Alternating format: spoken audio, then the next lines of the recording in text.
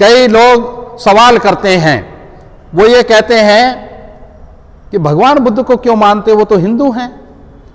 कई लोग सम्राट अशोक को कहते हैं ये तो हिंदू हैं, आप इनको क्यों मानते हैं।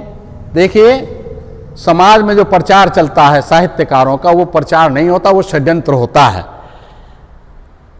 आप हिंदू की तो छोड़ दीजिए, भगवान बुद्ध का धर्म दुनिया का पहला व्यवस्थित धर्म, पहला जिस व्यक्ति को शंका हो वो आकर के तर्क कर सकता है, हमसे बात कर सकता है।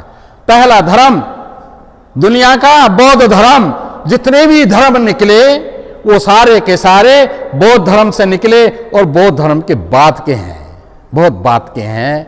अब बुद्ध हिंदू नहीं थे।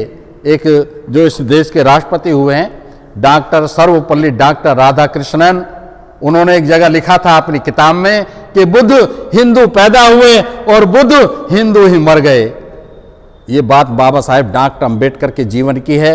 बाबा साहेब डॉक्टर अंबेडकर ने जो उनको जवाब दिया था, हमने एक किताब छापी है, उसमें उसकी बात का जवाब दिया था। वो अपने तर्क में खुद ही घिर गए, खुद ही उलझ गए, उत्तर नहीं दे पाए। बाद में कमर दिखा के भागने के अलावा उनके पास कोई चारा नहीं था। इतिहास के साथ आप थोड़े समय के लिए तो हेरा फेरी कर सकते हैं, मगर स्थायी हेरा फेरी नहीं कर पाओगे, क्योंकि everything is available, duly documented. सब डॉक्यूमेंट हमारे पास तैयार हैं, दुनिया के पास मौजूद हैं। आज हम जो दुनिया के सबसे मानवतावादी, बुद्ध हिंदू नहीं थे, सम्राट अशोक हिंदू नहीं थे, ये दुनिया के सबसे बड़े मानवतावादी व्यक्ति थे, लोक कल्याण जिनका एजेंडा था।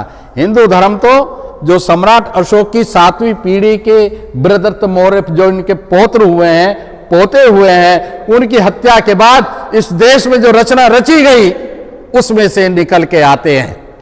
हिंदू धर्म की रचना हुई है, बहुत बात की रचना हुई है। अब इनकी विशिष्टता ये है कि 7वीं पीढ़ी के पोते बृहदत्त मौर्य की हत्या के बाद इन्होंने जो भी गपोड़ शंख तैयार किया उसको कह दिया ये दुनिया का सबसे प्राचीन इतिहास, तुम्हारे कहने से थोड़ी हो जाएगा।